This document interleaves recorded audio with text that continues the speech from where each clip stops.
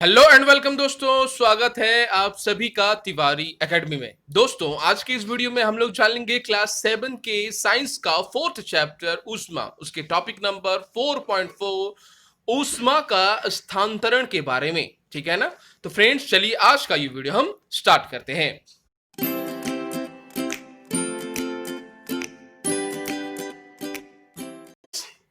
जैसा आप सभी जानते हैं, ऊष्मा यानी हीट, उसकी काफी सारी विशेषताएं होती है। हीट जो है वो एनर्जी का एक फॉर्म है जो स्वतः ही एक स्थान से दूसरे स्थान में स्थानांतरित हो जाती है, जैसा आपने लास्ट के वीडियोस में भी जाना। अब है कि ऊष्मा का स्थानांतरण वास्तव में होता कैसे है एक स्थान से दूसरे स्थानों के बीच में। ठीक है ना? तो फ्रेंड्स, जैसा आप सभी जानते हैं कि ऊष्मा जो होती है वो एक एनर्जी का ही फॉर्म है। ठीक है ना? एक ऊर्जा का ही एक रूप है। जब भी अगर हम मान लीजिए एक वस्तु से ऊष्मा अगर दूसरी किसी वस्तु में चली जाती है, वस्तु किसी एक वस्तु से ऊष्मा किसी दूसरी वस्तु की तरफ जाती है, तो इसे ऊष्मा का स्थानांतरण कहते हैं। आप सभी जानते हैं ऊष्मा के विशेषताओं के बारे में। मैंने कहा था आप लोगों को कि ऊष्मा जो है वह स्वतः अपने आसपास में फैलने लगती है। ऊष्मा सदैव जो है वो गर्म वाले जगह से ठंडे वाले जगह की ओर परिसर होती है, प्रवेश करती है, फैल जाती है। ठीक है ना? ये बात भी आपको जान लेनी है, मैंने पहले के वीडियोस में भी आपको बताया था। ठीक है ना? ऊष्मा में इतनी ताकत होती है कि वो किसी भी वस्तु के आकार, आयतन और उसके रासायनिक गुणों को भी बदल सकती है। तो याद रखना है आप लोगों को कि ऊष्मा जो होती है वो एक स्थान से दूसरे स्थान में स्थानांतरित होती है। इसमें चाहे वह माध्यम हो या फिर नहीं हो, लेकिन वह स्थानांतरित तो हो ही जाती है। आप सभी जानते हैं जो पदार्थ होते हैं वो तीन अवस्थाओं में पाई जाती है: ठोस, द्रव्य और गैस। ठोस में भी ऊष्मा स्थानांतरित होती है, द्रव्यों में भी होती है और गैसों में भी होती है। कैसे होता है ये? ठोस में जो अणु होते हैं ना, वो काफी नजदीक होते हैं। ये बात भी आपको जान लेनी है। ठीक है ना? उनके मॉलिक्यूल्स जो होते हैं काफी क्लोज होते हैं ठोस में। ठीक है ना? वहीं दूसरी तरफ अगर देखा जाए तो लिक्विड में जो मॉलिक्यूल्स होते हैं काफी बिखरे होते हैं। ठीक है ना? इसीलिए वो तरल होता है। और द्रव और गैसों में बिल्कुल मॉलिक्यूल्स जो होते हैं वो काफी दूर दूर होते हैं। इन तीनों में भी, ठोस में भी, द्रव्यों में भी और गैस में ही, ठीक है ना, इन तीनों में भी ऊष्मा का संचार होता है। अगर आप एक स्टील का चम्मच अगर आप गर्म चाय में देते हैं तो आप थोड़ी देर बाद आप देखते हैं कि चम्मच जो है वो स्टील का वो गर्म हो चुकी है, क्योंकि ऊष्मा के स्थानांतरण में, ऊष्मा की कुछ विशेषताओं में मैंने आपको कही थी कि ऊष्मा जो है गर्म जगह से ठंडी की ओर प्रवाहित होती है। गर्म है चाय और ठंडा है आपका स्टील का चम्मच। ठीक है ना? उस तरफ वो प्रवाहित होने लगती है। तो फ्रेंड्स, ये जो ऊष्मा है इसका जो प्रवाह है वह कई माध्यमों से होता है। ठीक है ना? ये बात भी आपको जान लेनी है। ऊष्मा जब भी किसी ऐसे वस्तु के एक सिरे से दूसरे सिरे तक चली जाती है जो कठोर होती है, जो सख्त होती है, ठीक है ना, उसे हम चालन माध्यम कहते हैं। यानी ऊष्मा जो प्रवाह होती है वो चालन के माध्यम से करती है। ठीक है ना?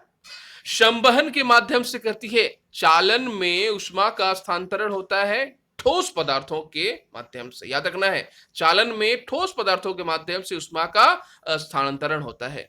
संवहन में लिक्विड या फिर तरल अवस्था में ऊष्मा जो है अपना स्थानांतरण करती है। और एक होता है विकिरण माध्यम। विकिरण माध्यम में भी ऊष्मा का स्थानांतरण होता है, जो कि गैसीय माध्यम है। याद रखना है आपको इन तीनों बातों को। यानी ऊष्मा का स्थानांतरण चालन से संभव है, संवहन से संभव है और विकिरण से संभव है। चालन से ऊष्मा स्थानांतरित होती है ठोस पदार्थों के माध्यम से, जैसा मैंने आपको चाय वाला एग्जांपल दिया। उसी तरह आपके बुक में भी काफी अच्छे से समझाया गया, आप देख पा रहे हैं। अगर हम एक लोहे की छड़ लेते हैं उसके एक सिरा को अगर गर्म करते हैं हम मोमबत्ती की सहायता से, ठीक है ना, तो आप देखोगे कि उसका दूसरा सिरा भी गर्म होने लगता है। यहां पर जो आप माध्यम देख रहे हैं ऊर्जा के यानी ऊष्मा के स्थानांतरण का, ऊष्मा इस तरह से इस तरह प्रवाहित हो रही है जैसा इसकी विशेषताओं में कहा गया है। गर्म स्थान से गर्म वाली जगह यह है, ठंडी वाली जगह इधर है, तो वो इधर से इधर प्रवाहित होती है, ठीक है ना। यहाँ पर मोम लगा के दिखाया गया है कि मोम जो है वो गल रही है। सबसे पहले ये वाला मोम जो है, वैक्स जो है, वो गलना शुरू कर देती है, ये आप देख पा रहे हैं। उसके बाद ये वाला गलना शुरू करती है, उसके बाद ये वाला गलना शुरू करती है, ये वाला, इस तरह से धीरे धीरे ऊष्मा का जो संचार है, ऊष्मा का जो स्थानांतरण है, वह होने लगता है ठोस में, जिसे हम चालन कह रहे हैं, ठीक है ना। अब है कि चालन को समझने के लिए, अगर चालन आखिर कौन से पदार्थों में होती है यह भी हमें जानना है। हर पदार्थों में तो नहीं होती है ना। तो जो पदार्थ अपने में से होकर ऊष्मा को एक सिरे से दूसरे सिरे में जाने की अनुमति देते हैं, ठीक है ना। बहुत ऐसे पदार्थ हैं जिनमें से ऊष्मा एक तरफ से दूसरे तरफ में जा सकती है। उस पदार्थों को ही हम चालक कहते हैं, ठीक है ना। चालक क्या है? चालक वे पदार्थ हैं जिसमें से ऊष्मा एक तरफ से, एक अंत से, एक छोर से दूसरे छोर तक जा सकती है, वह पदार्थ चालक कहलाती है। चालक कौन कौन से होते हैं? जितने भी सारे धातु होते हैं, आपने धातु के बारे में जाना है, जितने भी सारे धातु होते हैं, लोहा हो या एल्युमिनियम हो या फिर तांबा हो, कॉपर हो, ठीक है ना, जितने भी सारे धातु हैं, गोल्ड है, सिल्वर है, ये सभी धातु होते हैं। उन सभी में से ये जो ऊष्मा है वो एक स्थान से दूसरे स्थान में प्रवाहित होती है, ठीक है ना, जिसे हम चालक कहते हैं। अब है कि कुचालक क्या होती है। तो फ्रेंड्स, बहुत ऐसे पदार्थ हैं जिनमें से ऊष्मा प्रवाह नहीं हो सकती है, जिनमें से होकर ऊष्मा का प्रवाह नहीं होता है, ठीक है ना। जैसे अगर आप एक गर्म पानी में अगर आप एक स्टील का चम्मच रखते हो, तो आप कुछ देर बाद देखोगे कि स्टील का चम्मच तो गर्म हो गई है। वहीं दूसरी तरफ अगर आप एक लकड़ी का चम्मच देते हो, तो देखोगे लकड़ी के चम्मच में कोई परिवर्तन नहीं हुआ है। लकड़ी का चम्मच बिल्कुल वैसा ही है, कुछ गर्म नहीं हुआ है, कुछ ठंडा नहीं हुआ है, ठीक है ना। क्योंकि लकड़ी जो है वो ऊष्मा का कुचालक है, याद रखना है, ठीक है ना। ये ऊष्मा का सुचालक नहीं है, चालक नहीं है। ऊष्मा को अपने में से होकर जाने की अनुमति नहीं दे रहा है। कौन? ये लकड़ी, ठीक है ना, याद रखना है। ये लकड़ी, प्लास्टिक जो होते हैं, ये ऊष्मा का कुचालक होते हैं। वे पदार्थ जो अपने में से होकर ऊष्मा को आसानी से जाने नहीं देते हैं, उसे हम ऊष्मा का कुचालक कहते हैं। इसीलिए बिजली के तारों में आपने देखा, इलेक्ट्रिक के वायर्स में क्या होता है, पतले पतले प्लास्टिक के जो ऊपर से ऐसे बहुत ऐसे इंसुलेटर्स, कुचालक वाले पदार्थ जो हैं वो दिए हुए रहते हैं, ठीक है ना, जो ऊष्मा के रोधी होते हैं, विरोधी होते हैं, प्रतिरोधी होते हैं, ताकि हम आसानी से बिजली के तारों को पकड़ सके। प्लास्टिक का एक कवर होता है ढका हुआ, ठीक है ना, क्योंकि वह कवर जो होता है वह ऊष्मा का कुचालक होता है, याद रखना है। अगर आप बहुत सारे ऐसे जगहों में देखोगे कि पैन जो होते हैं, जो कढ़ाई होती है ना, उसमें उसके हैंडल्स जो होती हैं, उसके हत्थल में, हैंडल्स में क्या होती है, लकड़ी का या फिर प्लास्टिक का एक डंठल सा बना होता है, ठीक है ना। इससे ऊष्मा क्या होती है, वह नहीं जा पाती है डंठल तक में, ठीक है ना, और हमारे हाथों को हानि नहीं पहुंचती है। हमारा जो हाथ होता है वह बिल्कुल सुरक्षित होता है, याद रखना है आपको, ठीक है ना। तो फ्रेंड्स, अब हम लोग जान लेंगे कुछ बातें ऊष्मारोधी के बारे में। जैसा मैंने आपको कुछ देर पहले ही बताया, ऊष्मारोधी वे पदार्थ हैं जो ऊष्मा को अपने में से होकर जाने की अनुमति नहीं देते हैं, उसे हम ऊष्मारोधी पदार्थ कहते हैं। जैसे प्लास्टिक हो, लकड़ी हो, बहुत सारे पदार्थ, जो पैन, जो कढ़ाई होते हैं, आप देखोगे उसमें प्लास्टिक के कवर होते हैं, लकड़ी के कवर होते हैं, ठीक है ना। केतली में भी होते हैं लकड़ी के कवर से। केतली का जो पकड़ने वाला हिस्सा होता है, डंठल वाला हिस्सा, वो होता है ताकि हमारे हाथ को गर्मी का अनुभव ना हो, महसूस ना हो, हमारा हाथ सुरक्षित रहे और हम आसानी से गर्म चीजों को पकड़ पाए, ठीक है ना। वहीं दूसरी तरफ इलेक्ट्रिक के तारों में भी मैंने आपको कहा कि कवर होते हैं प्लास्टिक के।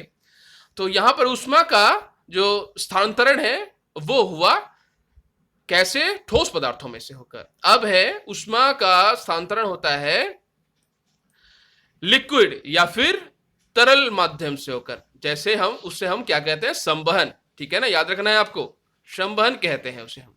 संवहन में होता क्या है, अगर आप जब भी किसी एक ऐसे, मान लो एक बीकर लिया और उससे गर्म करते रहे, ठीक है ना, कोई भी एक कंटेनर, कोई भी एक बर्तन लिया और गर्म पानी कैसे होता है, ठीक है ना, तो देखोगे आप गर्म करने के बाद जो गर्म वाली जो हवाएं है ना, सारा पानी कैसे गर्म होता है, गर्म वाली जो जल है, जो हवा है, वो ऊपर उठने लगती है, ठीक है ना, आपने जाना है। इस तरह से ही मेघ, जो बादल है, उसकी सृष्टि भी होती है संवहन के ही माध्यम से, ठीक है ना, ऊपर उठती है, गर्म होकर कोई पदार्थ ऊपर उठती है, चाहे गर्म हवा हो, गर्म पानी हो, या ऊपर ही उठती है, ठीक है ना, और ठंडी वाली जो हवा होती है, पानी होती है, वह उसे भरने के लिए बगल से आने लगती है, आसपास से आने लगती है। याद रखना है आपको, ठंडी वाली जगह में जो पानी मौजूद होती है वह इसे भरने के लिए आने लगती है। बिल्कुल ऐसा होता है कुछ कंडीशन, जो भी गर्म होती है वो ऊपर उठती है सीधा, ठीक है, और आसपास में जो ठंडी होती है वो इधर से आ जाती है गर्म होने के लिए, ठीक है ना, उसको भरने के लिए आती है। ये बात भी आपको याद रखनी है फ्रेंड्स, ठीक है ना। और इस प्रकार से वह पानी पूरी जब तक गर्म नहीं होती है, वह पूरी तरह से गर्म तभी होती है जब संवहन की पूरी तरह से प्रक्रिया पूरी होती है, पानी तभी पूरी तरह से गर्म होती है, ठीक है ना, ये बात भी आपको जान लेनी है। अब संवहन के अगर एक उदाहरण देखा जाए, आप देख पाओगे संवहन का एक उदाहरण है ना, पानी वाला गर्म होना, जैसे मैंने आपको कुछ देर पहले बताया। बहुत ऐसे जगह हैं, ठीक है ना, जो कि काफी समुद्र के तटवर्ती इलाकों में जो हवा होती है कैसे गर्म होती है, ठीक है ना, कैसे उन्हें गर्मी का अनुभव होता है, ठीक है ना। तटीय क्षेत्र में रहने वाले जो घटनाएं होती हैं वो काफी मनोरंजक होती हैं, ये बात भी आपको जान लेनी है। अब है इसमें से जानना आपको कि समुद्र समीर किसे कहते हैं, ठीक। तो फ्रेंड्स, जैसा आप सभी जानते हैं कि दिन के समय में स्थल जो होता है, धरती जो होती है, वो जल की अपेक्षा जल्दी गर्म हो जाती है। याद रखना है आपको कुछ बातों को, ठीक है ना। गैस, ठीक है ना, लिक्विड तरल और ठोस, सबसे पहले गर्म होता है सॉलिड, ठोस, ठीक है ना, पहले गर्म होता है लिक्विड की अपेक्षा, गैस की अपेक्षा सबसे पहले।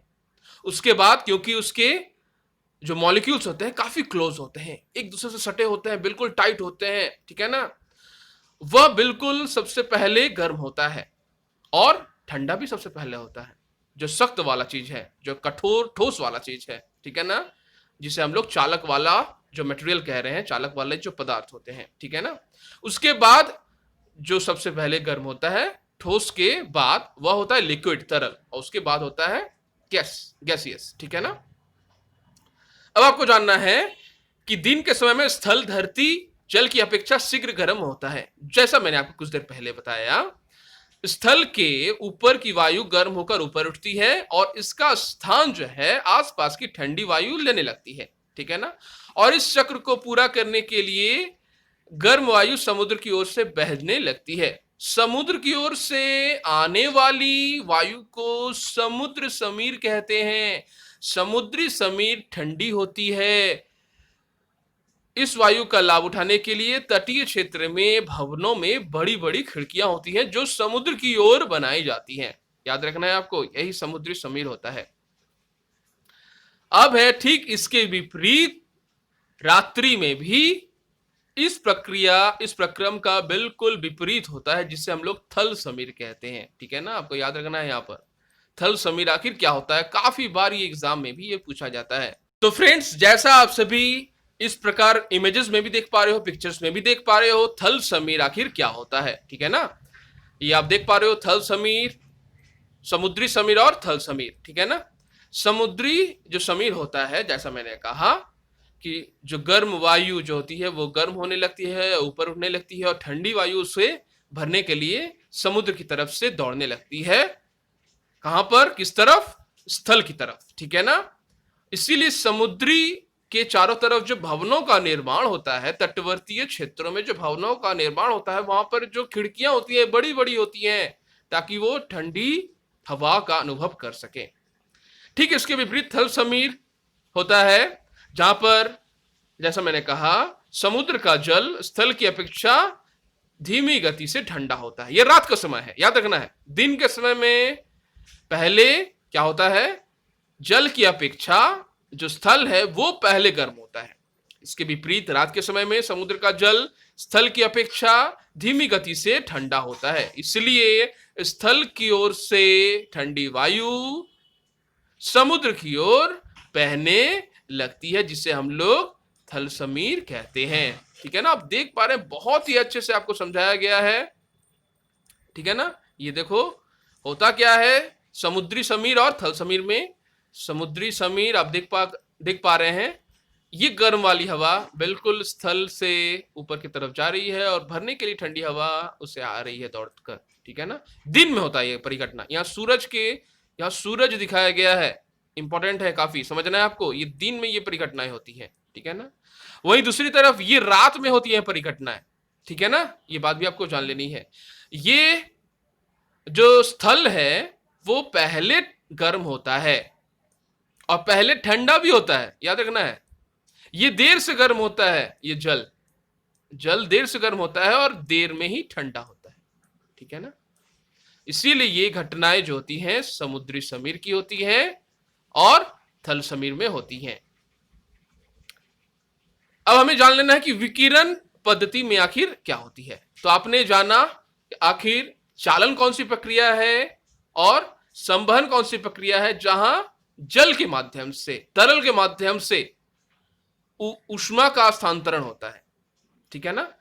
चालन में सॉलिड कठोर वस्तुओं के माध्यम से ऊष्मा का संचारण हो रहा है, स्थानांतरण होता है। वहीं दूसरी तरफ क्या हो रहा है, दूसरी तरफ अगर हम देख रहे हैं तो वो संवहन में, जहां पर जल के माध्यम से ऊष्मा का स्थानांतरण होता है। वहीं अगर देखा जाए विकिरण में क्या हो रहे हैं, विकिरण वह पद्धति है जहां पर ऊष्मा का स्थानांतरण में कोई भी माध्यम की उपस्थिति नहीं होती है, ठीक है। और ऊष्मा का विकिरण के माध्यम से कोई माध्यम नहीं है यहां पर, याद रखना है। और ऊष्मा जो हीट है वो फिर भी आ जाती है, हम लोगों तक पहुंच जाती है, ठीक है ना। ऊष्मा का स्थानांतरण हो जाता है, याद रखना है आपको। तो विकिरण के माध्यम से भी पृथ्वी सूर्य से जो ऊष्मा जो है वो हम तक पहुंचती है, वो विकिरण माध्यम से संभव है, ठीक है ना। याद रखना है आपको, यहां पर पृथ्वी से सूर्य के बीच में कोई भी माध्यम नहीं है, कोई कठोर माध्यम नहीं है और ना ही कोई लिक्विड माध्यम है, तरल माध्यम है, लेकिन फिर भी ऊष्मा आ ही जाती है, तो वह माध्यम विकिरण माध्यम कहलाती है।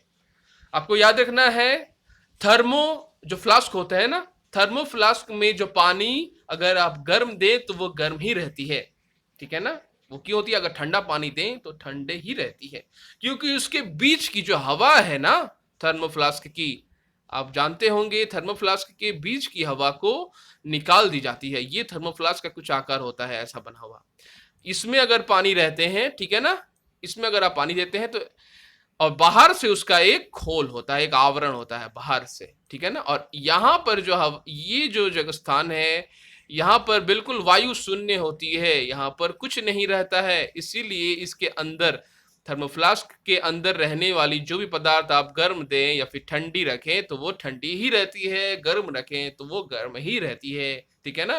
क्योंकि कोई भी माध्यम यहाँ पर उपस्थित नहीं होता है ऊर्जा के स्थानांतरण के लिए। याद रखना है ये बातों को भी आपको, ठीक है ना फ्रेंड्स। तो फ्रेंड्स अब हम लोग इस वीडियो में आगे बढ़ेंगे और जान लेंगे कि अगर आप एक काली, ठीक है ना, काली बर्तन वाले, ठीक है ना, या फिर काला रंग किया हुआ और एक सफेद बर्तन, अगर दोनों को आप धूप में रख दें तो सबसे पहले कौन सा पानी जो है, इसके अंदर रखा पानी जो है वो गर्म होगा। इसके अंदर का पानी गर्म होगा या फिर व्हाइट वाले, ब्लैक वाले के अंदर का पानी जल्दी गर्म होगा या फिर व्हाइट वाले का। इसका आंसर होगा, उसका उत्तर होगा काले वाले का, ठीक है ना। जो ब्लैक कलर में है जो बर्तन है वो जल्दी गर्म होता है, ठीक है ना। ये बात भी आपको याद रखनी है। इसलिए नॉन स्टिक जो बर्तन आज के जमाने में जो यूज हो रहे हैं ना, एल्युमिनियम या फिर स्टील की अपेक्षा नॉन स्टिक के बर्तनों का इस्तेमाल हो रहा है, काला होता है ये, आप देखोगे, ठीक है ना। माइक्रो ओवन में या फिर हीटर्स में या फिर गैस ओवन में जो भी कंटेनर होते हैं ना, वो ब्लैक कलर के होते हैं। ब्लैक कलर में एक्चुअली होता क्या है, एक परत जो है वो दी जाती है, ठीक है ना, याद रखना है आपको। काला हो जाता है पूरा और ऊष्मा को अच्छे से वो एब्जॉर्ब कर पाता है, अवशोषित कर पाता है, खाना जल्दी पकता है, गैस की बचत होती है, ठीक है ना, ये बात भी आपको जान लेनी है। काले वाले जो रंग हैं वो गर्मी को, ऊष्मा को जल्दी अवशोषित करते हैं, काफी ज्यादा मात्रा में अवशोषित करते हैं व्हाइट की तुलना में या फिर किसी अदर रंग की तुलना में, याद रखना है आपको, ठीक है ना फ्रेंड्स। तो फ्रेंड्स, यह था आज का वीडियो, मिलते हैं हम लोग नेक्स्ट के वीडियोस में।